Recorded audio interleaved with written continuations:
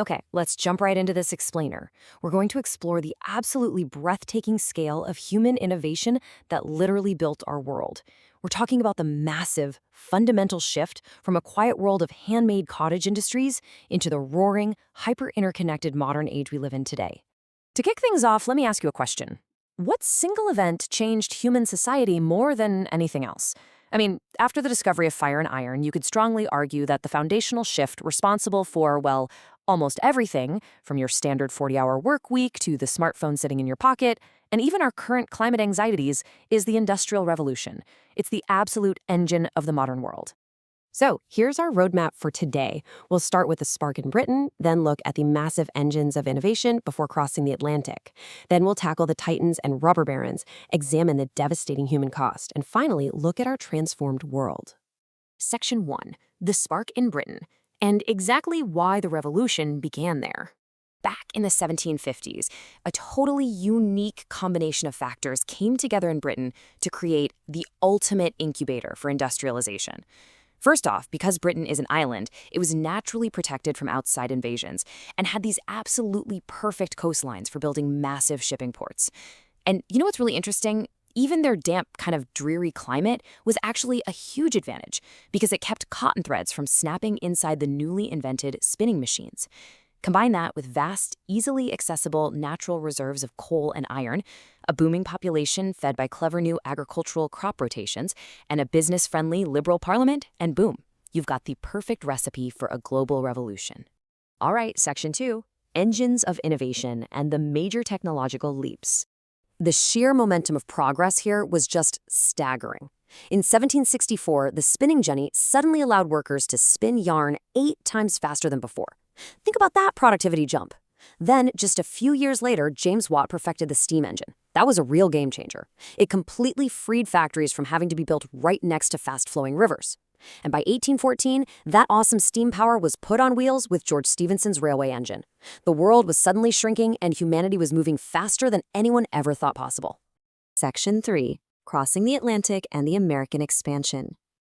This massive American expansion was actually sparked in 1793, and it happened because a guy named Samuel Slater memorized and basically smuggled secret British textile designs right into Rhode Island.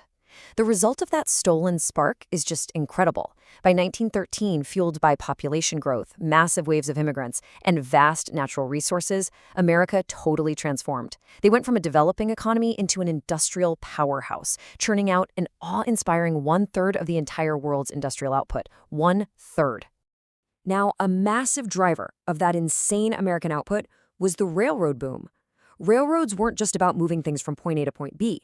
They were the ultimate engine of societal change. Because they needed strict schedules to avoid, crashing into each other, they literally had to invent standard time zones. They allowed entrepreneurs like Richard Sears to build massive national mail-order empires, selling everything from pocket watches to actual unconstructed houses. And because they required so much capital just to lay the tracks, railroads essentially birthed the modern publicly traded corporation and introduced the whole concept of middle management. Section 4. Titans and Robber Barons, the Masters of Industry. It's absolutely fascinating to look back at industrial capitalists like Andrew Carnegie, J.P. Morgan, and John D. Rockefeller because they are viewed through 2 very different lenses. On one hand, you have the captains of industry view, these heroic architects of modern wealth who took immense financial risks, drove massive economic growth, and ultimately lowered prices for everyday consumers. But flip the coin, and equally, they are viewed as robber barons, ruthless, greedy monopolists who callously destroyed all their competition and severely exploited their workers. It's a really complex legacy of extreme growth paired with absolutely ruthless tactics.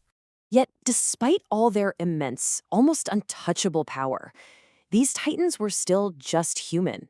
I love this quote.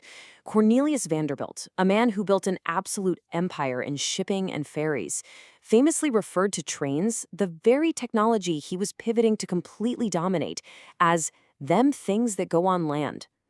Just goes to show, you don't have to understand the mechanics to understand the business. To build these colossal monopolies, the titans used very distinct strategies to crush their competition.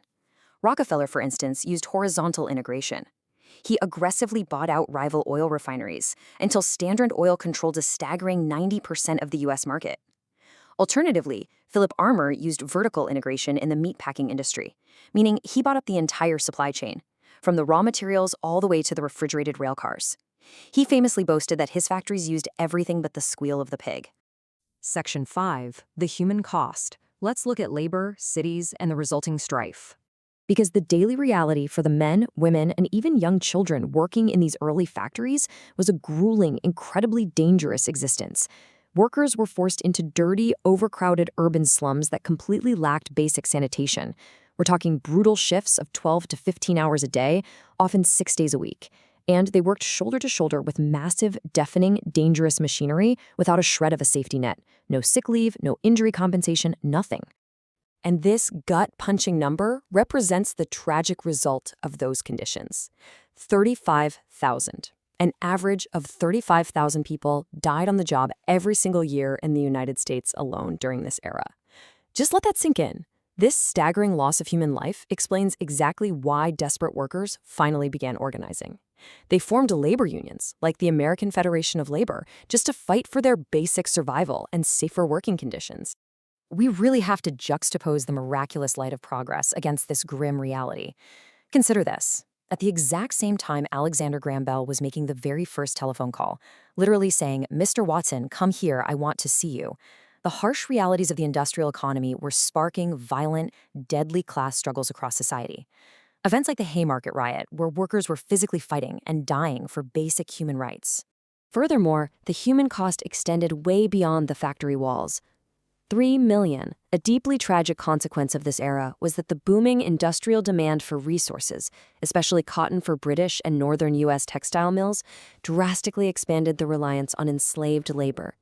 In the U.S., the number of enslaved individuals skyrocketed from 500,000 to over 3 million by the mid-1800s, all to feed this insatiable industrial machine. Section 6. A transformed world, focusing on the global and environmental legacy. The insatiable capitalist hunger for new consumer markets and cheap raw materials triggered an era of really aggressive European colonialism. This enriched the West, for sure, but it completely devastated economies like India's, whose vibrant local cottage industries were just wiped out by a flood of cheap British goods. We also saw the dark emergence of social Darwinism, a pseudoscience used to justify massive, glaring wealth gaps, and an extreme industrial militarization that inevitably laid the tracks straight into the horrors of World War I. And the scars weren't just political, they were literally carved into the earth itself. The smokestacks of progress fundamentally changed our atmosphere. Entire forests were leveled just to build railways. Natural resources were relentlessly exploited, toxic factory chemicals were dumped directly into our freshwater rivers, and the massive spike in greenhouse gases laid the direct groundwork for the critical global warming challenges we are battling today. So, the Industrial Revolution leaves us with undeniable, monumental triumphs.